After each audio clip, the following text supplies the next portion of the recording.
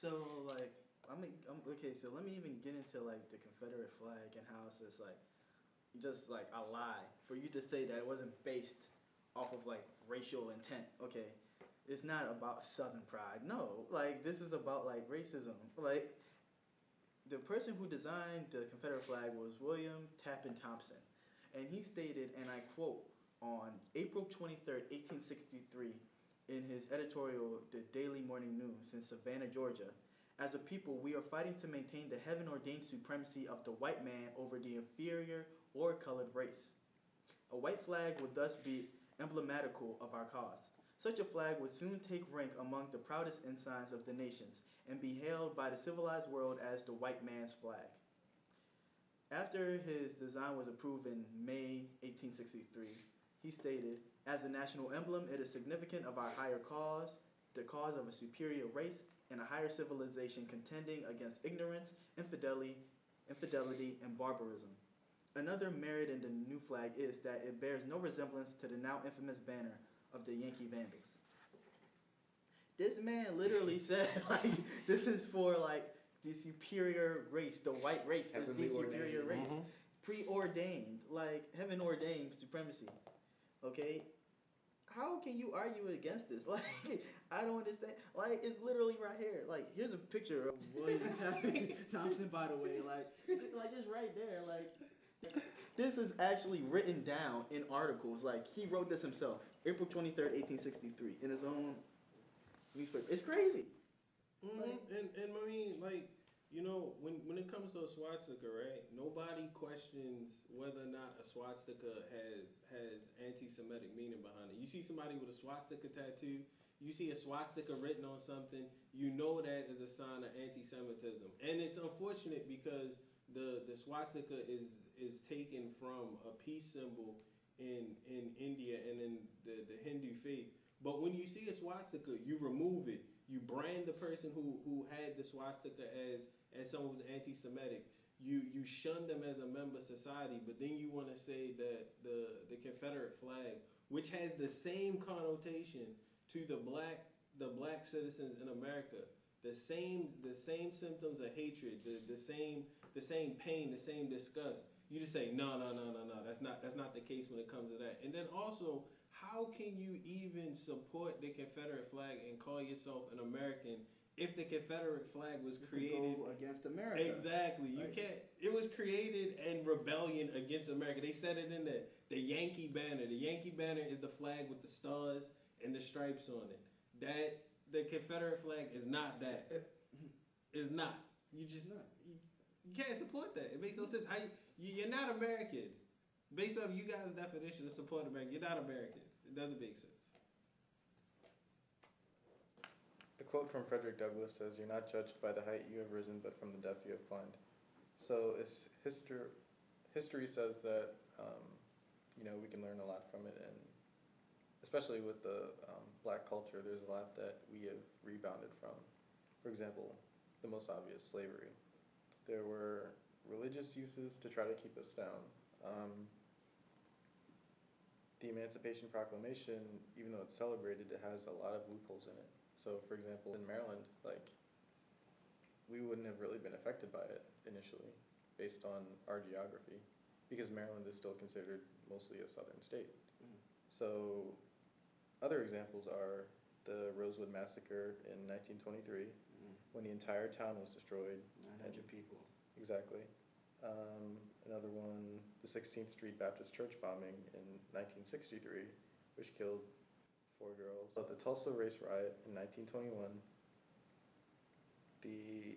that's interesting because the Greenwood District in that region was the wealthiest black community in the U.S. at the time. Now, there were around 300 deaths at that point, which pretty much destabilized the whole area, leading to homelessness, poverty, and whatever else you can deduce from that situation. In the 60s and 70s, President Nixon declared a war on drugs. With this, the underlying purpose was aimed at distributing marijuana and heroin to minority communities. This was initially denied until Even recently, they found records of an aide to Nixon actually confessing this. Another example is the Tuskegee syphilis study, which gave 400 men syphilis, and the study went on for 40 years. Now, this is very significant because this is a generational effect. 40 years is pretty much enough time to have kids and grandkids and things like that. So that has a huge effect. Are there any other historical events that you guys find compelling or see a relation to the effects today? I mean, if you want to talk about the whole Tuskegee syphilis trial, the Tuskegee syphilis experiment and what went down there, you can also talk about Henrietta Lacks, right? And how her ovarian cancer cells have been spread all across the country, all across the globe, and have been used to help eradicate so many different diseases because they're sort of like the test subject cells that they use them against. So you have a black woman to thank for various different cures and various different antibiotics and treatments for so many different diseases. It was her cells that those things were tested against. And it took years for the family to even be known that that let the family rather spread out to people to let it be known that it was their relative that caused all of this, and they still haven't even gotten rightful compensation for the honestly billions of dollars that big pharma has gained from using these cells to create all these drugs and all these medications and all these cures. I will say Tuskegee, they actually turned the hospital into a bioethics building, and it's supposed to serve as as a reminder of what happened, and it also supposed to serve as sort of like a roundtable discussion piece for individuals to discuss the whole idea of bioethics and using somebody's cells or without their knowledge, letting the family know, getting consent and things like that. Because even when you talk about the Tuskegee syphilis trial, you gotta remember there was treatment for syphilis at the time. It wasn't like they just gave these people syphilis and then they was just like whatever. There was actual treatment for syphilis at the time. They just wanted to see what syphilis did to a human body as it ran its course through the individual's lifetime. So they actually just turned humans into guinea pigs. They literally They literally turned a black man into a guinea pig, and they refused to give them proper treatment, which they did have. It's just ridiculous. Stuff like this that I can. You can talk about the development of the field of gynecology. That was based upon fertility experiments done on female slaves. The whole idea behind it was that slave masters, once the importation of slaves became outlawed in America, you had to have some way of furthering and continuing your slave population, which meant that male slaves and female slaves had to procreate, and you wanted them to have as many offspring as they possibly could, and you wanted them to have offspring as fast as they possibly could. So that's how the field of gynecology came about, because you wanted to experiment on the women and figure how can we make them have twins, how can they have kids back to back and things like that. And that's facts. You can Google that. I can't remember the physician's name right now that's considered the father of gynecology, but it's well known that his experiments were done on black women. There was no anesthesia they used. He degraded the women. It was done at the beck and call of the slave masters. It wasn't something that the slaves wanted or that the women wanted. They rather stick to that natural means of fertility and that natural means of childbirth and child rearing, but they were property. So they had to do whatever the master told them, and they had to abide by whatever the doctor gave to them or whatever stipulations was imposed on them in that way. Exactly, and that also goes back to the psychology of how black people are seen, even with the whole "are we human" aspect. An interesting psychological study is the Stanford Prison Experiment in 1971, which basically gave a bunch of college kids authority over other college kids. Now, the differences were that one group was prisoners and the other ones were guards. This study was supposed to last for 7 to 14 days, which ended up only lasting 6 because the mentality of the guards was basically too brutal, and they treated them as pretty much as degrading as they could possibly treat anyone in that situation. So this also goes back to the aspect of authority. Now you brought up, slave masters experimenting on slaves at their beck and call, and this obviously shows that authority does have a mental effect of changing one's behavior, which adds to the Superman complex of a lot of police officers. Like, they don't get reprimanded. If any one of them goes against each other, like Toby was saying, then they pretty much get outcasted. Another aspect of authority is how good deeds are seen. You brought up that, gynecology is supposed to be, well, obviously it is like a research that we all need and things like that. So it's an area that is used for good, but the roots of it do take that line of, is this actually good for everyone or just good for some people? Because I'm sure that, slaves weren't receiving medical treatment. And we have it now to thank, those efforts that developed over time, but how much should we really sacrifice? Another thing I'd like us to tackle is, what do you guys think of the Black Panther movement? I was gonna say, so I did a project on the Black Panthers in like middle school for like history class, and honestly, up until that point, before I started the project, I only knew of them as kind of like I saw them as like a group established to like kind of like quote unquote fight the white man or fight the power, which is like part of what they did, and that's all I saw them as up until that point.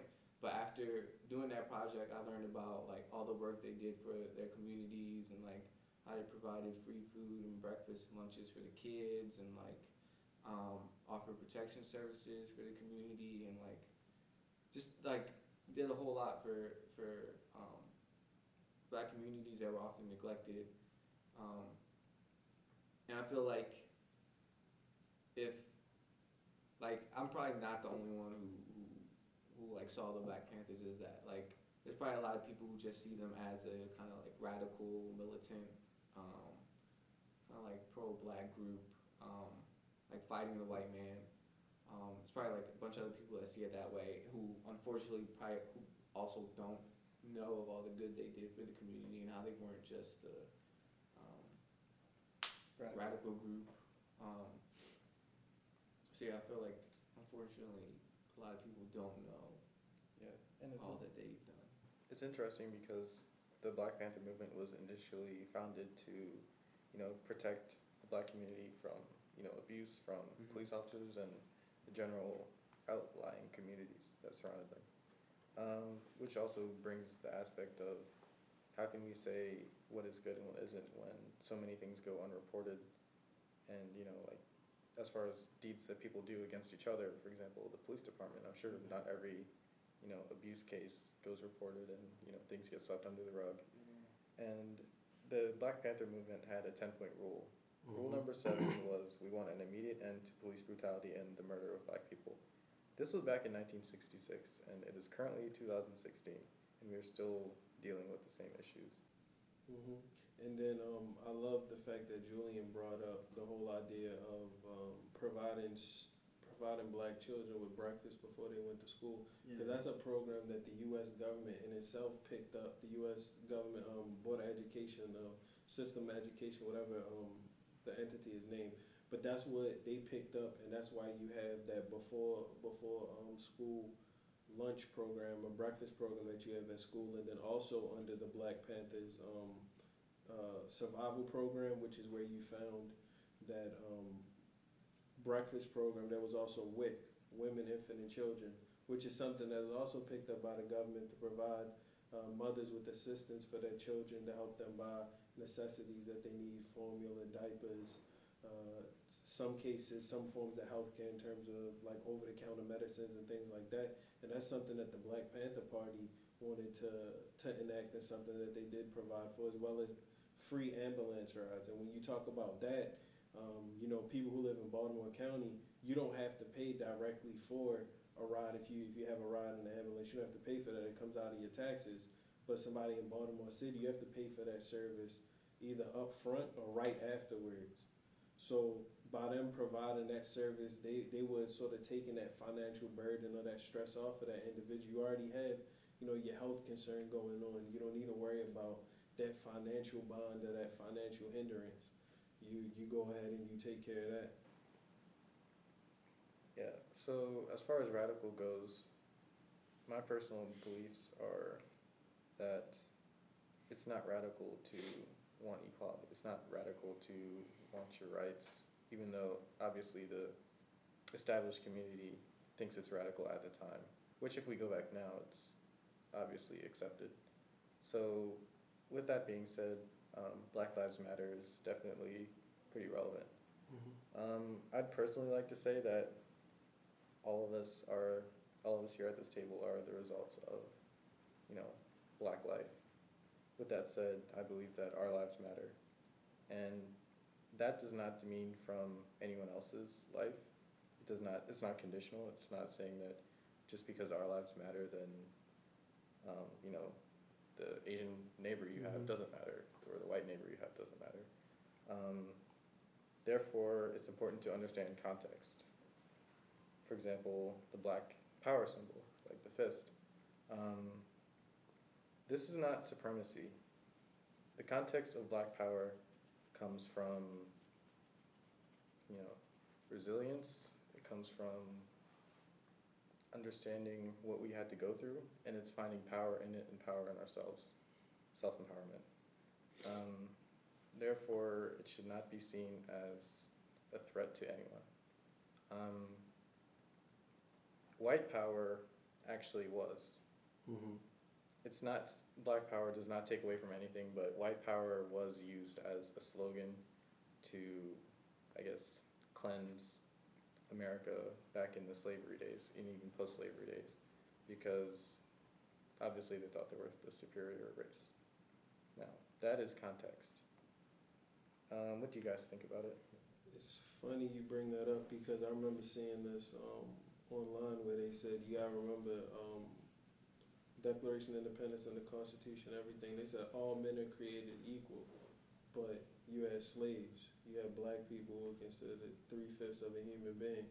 How can all men be created equal if that man over there isn't valued to the same respect as this man here? So that's context once again.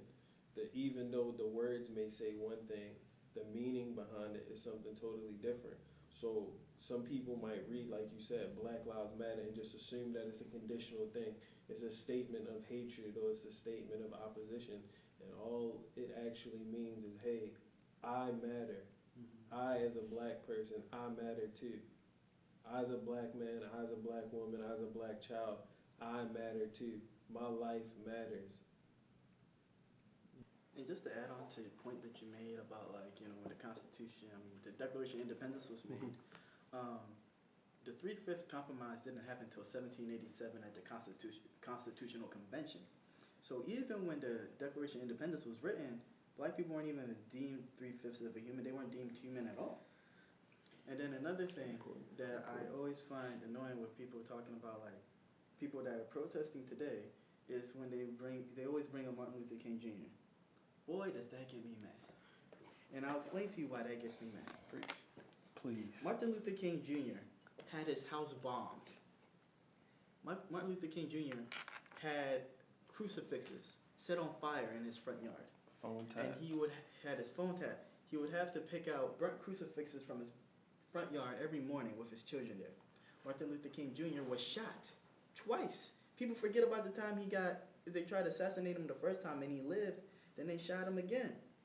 When Martin Luther King Jr. was killed in 1968, James Earl Ray was deemed a murderer. But he pled guilty. But that doesn't mean that he did the crime.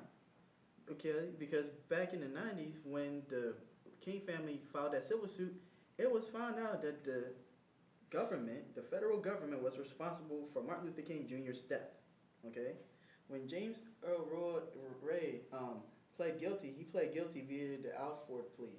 The Alford plea basically says that I am saying I'm guilty, but I am not necessarily admitting guilt of actually doing the crime. That just means that I will plead guilty because I feel like it will be better for my safety than if I was to tell the truth. Okay? So James Earl Ray pled guilty under the Alford plea. Okay? When you actually look at like the autopsy from MLK, he wouldn't have gotten shot from where they stated he was in the Lorraine Hotel. He would have gotten shot from a different place. And people don't ever want to talk about this. It's ironic. Everybody knows Judge Joe Brown. Almost everybody forgets how he became famous. Judge Joe Brown became famous because he was the last judge that saw James Earl Ray's, case. Like back in the 90s, James Earl Ray, Judge Joe Brown, he was actually the person who was looking over that case, right? And when Judge Joe Brown looked over that case, he realized he didn't kill Martin Luther King Jr. Even the gun that they have in like the National Civil Rights Museum, that would have been the weapon that would have killed Martin Luther King Jr. So you have a man that did all these things, was potentially killed by the government, and then you people always want to bring him up. Oh, well, MLK would have done this. You guys tried to kill him. And you did kill him. You guys actually murdered the guy. Why in the world would you bring him up when you did all these bad things to him? It makes no sense. How can you bring up, you always try to bring up him, and they always try to paint Martin Luther King Jr. as like this like kumbaya type figure, which he was not. People don't understand, by the time he died, from 1966 to 1968, Martin Luther King Jr. became a little bit more radical. Mm-hmm. People act like he was just like, oh, holding hands, like, oh, let's sing hymns now. No, not at all. That's not who he was as a person. And it's crazy how, like, white people want to always bring him up as, like, this is how you guys should act. When you guys, the same thing that they say about the Black Lives Matter activists today is what they said about Martin Luther King Jr. 50 years ago. The exact same things. They're like, why are you protesting? They said the exact same thing to him. Mm-hmm. The letter from Birmingham jail. The exact same things that you people said about him are what you're saying about these people today. Yet you want to say they should act like him when they are acting like him. They are acting like him. They're literally following his blueprint that he set forth. So, what are you saying? and it's good that you mentioned the fact that towards the end of his life, his short life, that he became much more radical, because it's only so many times you can knock somebody down or push somebody over before they stand up and they rebel against you. It's just like backing an animal in the wild into a corner. If you back a squirrel into a corner, or you trap an animal, anything like that, the animal is going to fight back. The animal isn't just going to let you take their life. The animal, like when it's free roaming, yes, it might come into interactions with you and it might leave you. Sort of like the nonviolent protests that MLK was doing in that sense, right? You interact with them, you put up your stance, they knock you over. But you can only get knocked over so many times before you realize that this method isn't working in this context, so I must try something different. And that's also the reason why people love to pit Martin Luther King versus Malcolm X, but don't realize that the two men did come together. Mm-hmm. The two men did see eye to eye. They weren't rivals. And they respected each other. Exactly. They were two men working towards the same goal. And the respect factor is a beautiful thing, because they both understood that the points that each man was coming from, and they understood why each man was doing what they were doing. And they were able to find a middle ground, and they were able to operate from that middle ground. And the thing that gets me too is, like, once again, like, they always try to separate them. Like, it's kind of like they always want to like try to like separate the movement that they were both like, they were going for the same goal, but they just want to separate them. People always forget that, like, towards the end of his life, Malcolm X actually became more, lenient with his beliefs, because he left the Nation of Islam because of all the stuff that was happening with like Elijah Muhammad and all like the snaky stuff that was happening in that organization. He converted to Sunni Islam. He went to Mecca, and then he said he saw white, blue-eyed, blonde-haired Muslims that were praising Allah just like he was. So after that, that's when he himself, he became like more loving, and he became like, he wasn't as radical as he was when he got killed. But like they almost never teach you that. It's like crazy to me, you know. It's like insane. So it's like I Remember, history is always written by the person who wins. Yeah. It's never written by the person who loses. So when you read something in a history book, you're only getting half the story, and even that half, you getting a glossed up version of it to suit the individual or the group that wrote the text. So you're never gonna get the full story in terms of anything unless you yourself are right then and there to witness it or to be a part of it. So when we talk about what we might have read in a history textbook in middle school or high school or anything like that, like how you said you had this initial image of who the Black Panther Party was, but once you went further and delved past that initial information you were given, you were able to see the larger group and able to see the good that the group was able to accomplish. It's the same thing. Once you dive deeper past what they give you on the surface, you're able to realize things aren't always the way that they're portrayed out to be. So It's interesting because we kind of deem African American history as somewhat, like at least we're taught, it's like a different section. It's not part of the American whole. Oh yeah. And it's interesting because like our athletes, for example, the Olympics are coming up. Black athletes represent America, period. In 1968, Tommy Smith and John Carlos did the Black Power symbol. Jesse Owens was the first American track and field athlete to win 4 gold medals in a single Olympiad in 1936. He wasn't honored, he wasn't recognized by the president. Through his own official ceremony, he had to enter through the back door. Mm-hmm. That is a problem. The fact that these things occurred when they did is kind of saying that you're not up to, what we believe as an American. And it's interesting because the pursuit of freedom that Black history went through is no different. Actually, it's probably a lot more different and more honorable than what we did when we seceded from Britain. Because obviously we were getting taxed. That is not comparable to people pursuing equal rights and freedom. If anything, we should be holding that up to a higher regard. Another aspect of history that I would like to highlight in Black rights is white activism. Because, for example, the Quakers were, and like abolitionists in general, were huge instruments in Black people obtaining their freedom. Mm-hmm. Even if it wasn't like large amounts, it could have been, families or single individuals at a time. Another thing is that during the Civil Rights Movement, a decent amount of, ministers, white and Black, were killed. For example, Dr. Walter Bergman sustained permanent brain damage and paralysis for the rest of his life. So activism does not necessarily mean that people are only out for themselves. Mm-hmm. If someone recognizes or even empathizes with a group and can clearly identify that justice isn't served, then it's definitely worth pursuing. Yeah, you had the freedom riders also. Yeah, I was actually getting to the civil rights movement. Oh, sorry. No, that's cool. As far as protesting, for example, the civil rights movement compared to today, a lot has changed, and a lot of meanings have changed. You have the freedom rides, like you just said, and we can go deeper into that. The sit-ins, the stand-ins, and the measurable effectiveness that those things had. And for example, the sit-ins and stand-ins, they were to integrate certain areas, movie theaters, restaurants, the freedom rides, the buses, and even boycotting too. Mm-hmm. Imprisonment, because obviously if you were going against the law, pursuing your rights, you were doing something wrong at that time. John Lewis, for example, who spoke at the March on Washington, was beat. His bus was pretty much like inflamed. He wasn't on it at the time, but he's escaped, multiple bad situations where they were mobbed by the Klan, They were mobbed by, the bull at that time. And that kind of shows how effective those things were back then.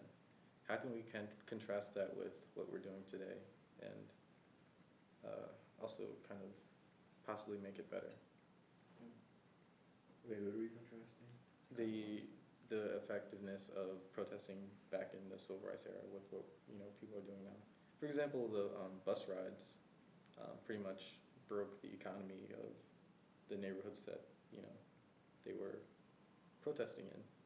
But now it's kind of more difficult to do that because almost everything that we have can be replaced. For example, if we boycotted one brand of drink, then there's obviously other different brands you could choose from. Or for example, transportation, people actually need to get to different places now since we work in so many different areas. So I think one major thing is it has to do with like ownership, because back in those times, I mean, there are a lot. Let me try to put it in a better perspective. Okay, like black neighborhoods back then, I feel like were more united in like certain things because like you look back into like the 1920s, for example, with like Black Wall Street, all of that business, just all in that one area, just black people. We don't necessarily have that today. Like, you look in Baltimore, for example. we'll get there too. Oh yeah, but, just like for Baltimore here, an example, all the soul food restaurants, almost none of them are owned by black people. Kimmy's Soul Food in Emerson Village, that's owned by Chinese people. One soul food restaurant that I usually go to is owned by Arab people. There's an app you can use to identify the ones that are. Black owned? Yeah, it's a Okay. logo or something like And that. there's a website too. I think it's Yeah. like blackbusinesses.org. Or I bet, man, yeah, give me link to that. Give me hip to that. Hip Hop Fish and Chicken, which is like the most popular fried chicken carryout, is owned by Palestinians.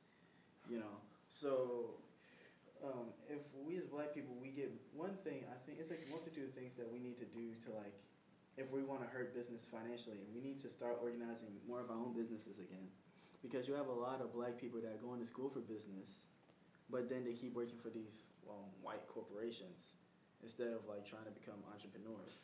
Now I know it's hard because you have all of these like oligopolies within the business industry, but if we as black people, if we all come together, that's the thing. Like we have to be united. If we all come together and we all like focus on like ownership and like supporting black businesses, it'll be a lot better. Because black people are the number one consumers in this country of like everything. We're the number one buyer of luxury brands. I'm not even talking about proportions here. I'm talking about like just the pure raw numbers. Black people buy the most luxury brands. They buy the most expensive cars. We're the ones that are like the most current with technology. So we buy the most electronics. Like black people are the number one consumers in the country. Now, we as black people, for example, there was a picture of some people working in a Chick-fil-A wearing a shirt that said Blue Lives Matter. If all of us as black people, because, black people make up a very, strong, proportion of the sales of Chick-fil-A. If all of us as black people united together and said we will not buy any food from any Chick-fil-A, period. If we all unite and we all boycott Chick-fil-A, that would cause some changes because we're hurting them in their pockets. Same thing with like the government. Like the reason why the bus boycott was so effective was because you were costing the local government in Montgomery, Alabama money because no one was using the public transportation. So that's when they were finally like, okay, we changed da da da da da da da da da and da da da da da. If we as black people, we united more on like certain things on these fronts, like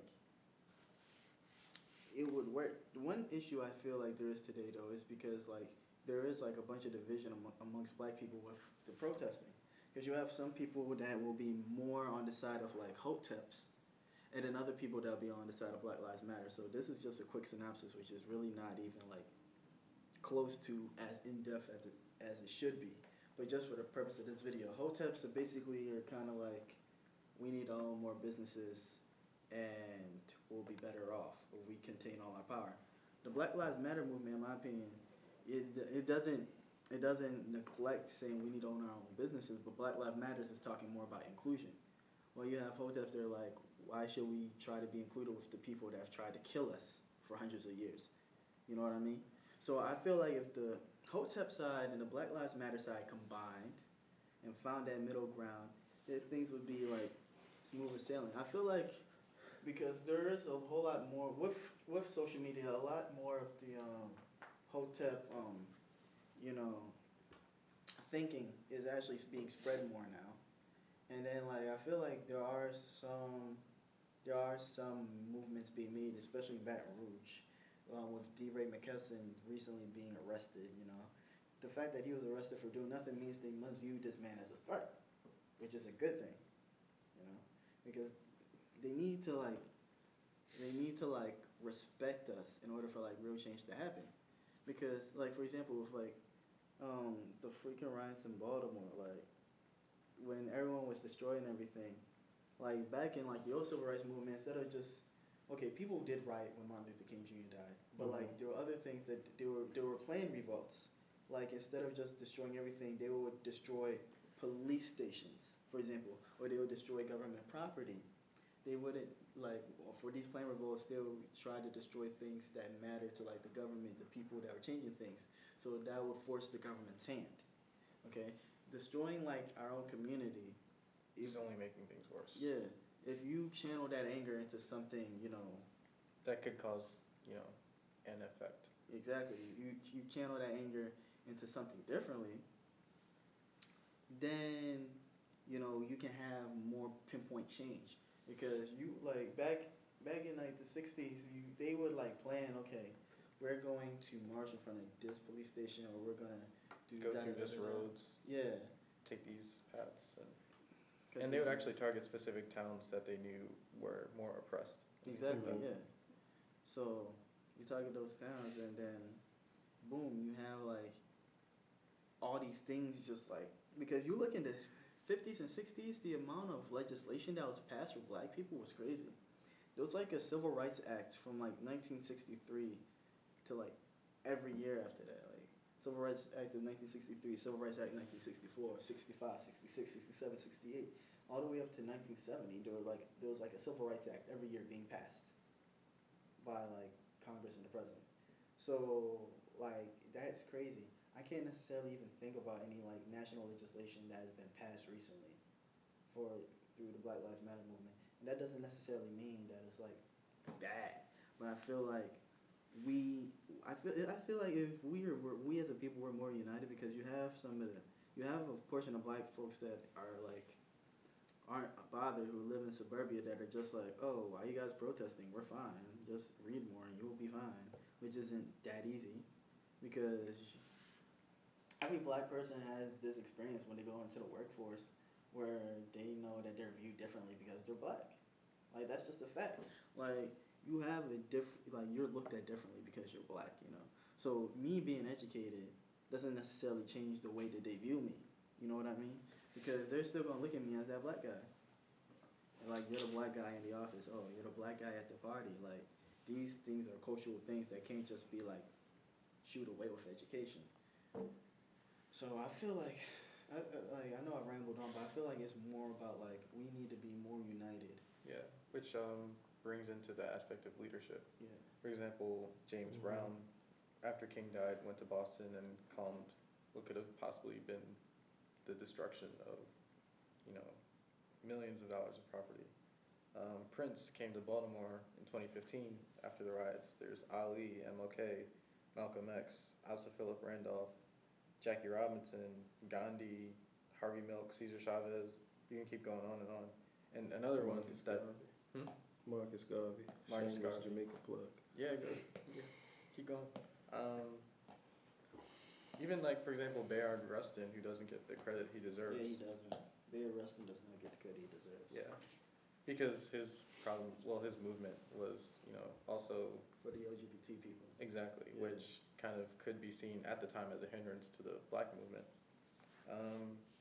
With that said, as far as leadership, obviously, athletes have a voice, have a podium, musicians have a voice, have a podium, but some of them do not use it.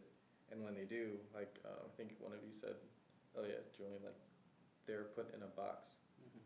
So, for example, the Jesse Williams speech. Let's tackle that. Yeah. Obviously, there's a lot of controversy with the reception of it, which kind of brings to light, the national inability to confront racism or even talk about it, because to some people it doesn't exist. There's the Harriet Tubman versus, the Andrew Jackson on the $20 bill thing. And there's also another relevant leadership issue is the Obama presidency. Because President Obama, whether you are for his side or not, he's obviously the president. That demands a certain amount of respect. He has been disrespected more times than any other recent president for, not even doing anything scandalous. Wow. Like, he's literally like the only president that we've had since maybe Jimmy Carter that hasn't really had a scandal. You had Reagan had the Contra scandal.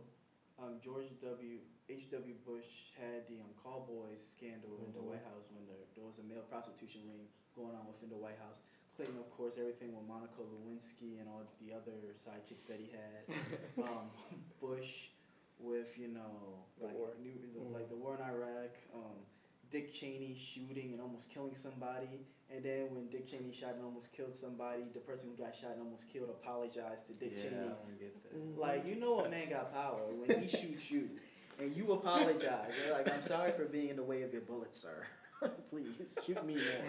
Like, it's crazy. Obama's literally like, you don't have those any type of like scandals with Obama. You don't. Like, he doesn't have like weird sex scandals. His kids are good kids. Like, George W. Bush's kids were like partying and getting drunk every weekend, and like they were. And George Bush himself, actually. Yeah, George Bush did cocaine, and then people were trying to get on Obama because he smoked weed. Like, are you serious? He did cocaine, like coke. Like that's another level of like, it's insane to me. So it's like I've never seen anything like it. Literally, Barack Obama and Michelle Obama are, without a doubt, it's not even close, the two most educated. It's like the most educated couple to ever be in the White House. Period. Like, no one's more educated than those two. And people still found it appropriate to, make dolls with President Obama and lynch them outside of convenience stores, Like, and even in the open. like, it's so ridiculous. And then belittle Michelle Obama's character, belittle her physical appearance, and try to say that she's masculine or a man or whatever the case is because of her health initiative, because she wanted American citizens to go against the fat stereotype that so many people in so many different countries feel about Americans. She wanted to turn Americans healthy. You didn't tell her she's masculine. That doesn't make sense. Mm-hmm. It's crazy. Like, it did, like, you look at like the main people that like criticize like Obama, like the Obamas, and like all these like white conservatives. Like, so me, I personally view myself as independent. A lot of these white conservatives, they just like Obama for like no reasons. But the thing about it is that a good portion of the white conservatives in this country are like dirt broke in like Midwest or in Southern United States. I've never seen a group of people ride for a party that votes against their best interest so often. Obama works in the best interest of the people that hate him the most. It's insane. Like, how are you living in a trailer, Republican, yet you're voting for someone to, cut stuff like, government assistance, trying to cut government assistance, trying to cut the taxes of the poor, of the rich. And of course the poor would have to pay more like as a result of like all this stuff. How can you like vote for these people that literally work against you? They work against you. They don't care about you. Yet you will blindly vote for them. And there's a reason for that, because it goes back to like, you go back to the 60s. Back in the 60s, a majority of black people were actually like Republicans in the beginning of the 60s. Because it was the Republicans And that before originally, that too. yeah, those Republicans that originally, freed the slaves. And a lot of white people in the South used to be Democrats. They never used to be Republicans. That didn't come until like around 1968 when Rick Nixon was running for president again. because Nixon originally tried to go against JFK and he lost, and then like after JFK got killed, and then Lyndon B. Johnson was finishing up, Nixon was like running for the Republican nominee for president. So with that, Nixon was basically like there was like a lot of campaigns in the South that basically like caused people in the South to flip flop from Democrat to Republican because the Democrats started going after black people, and so when the white people in the South, when they saw the Democrats going after black people, they then switched to Republicans.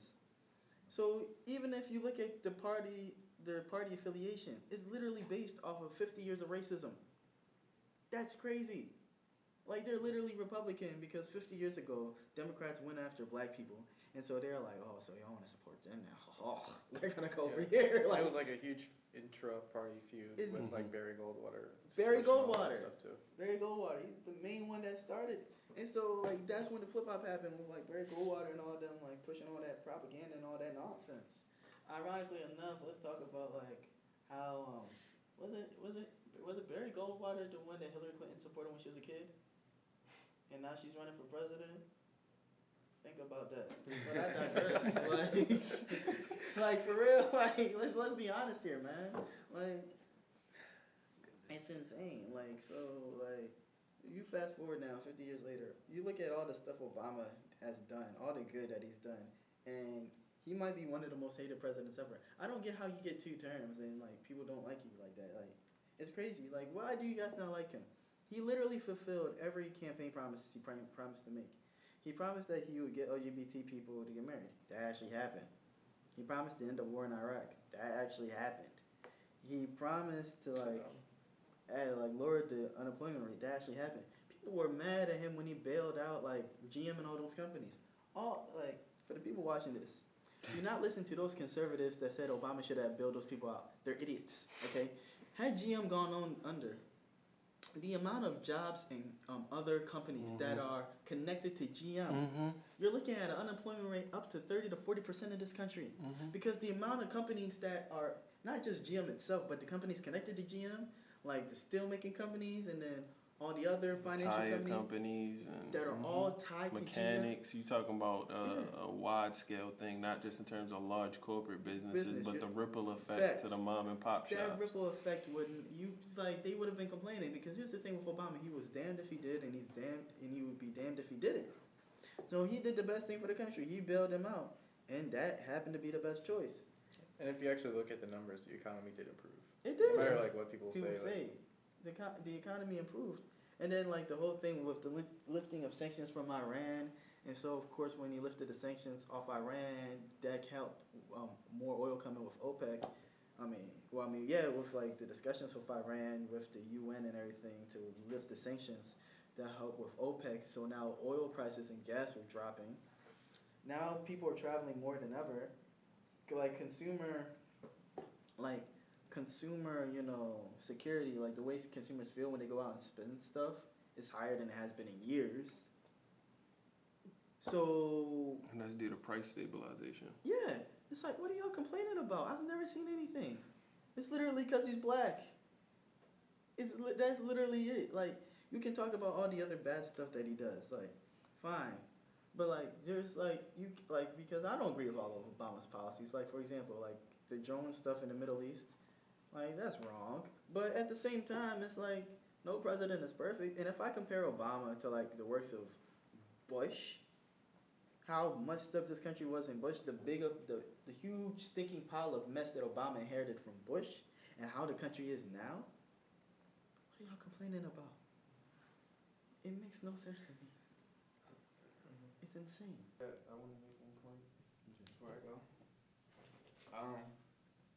So I'm kind of looking at this whole thing from the outside.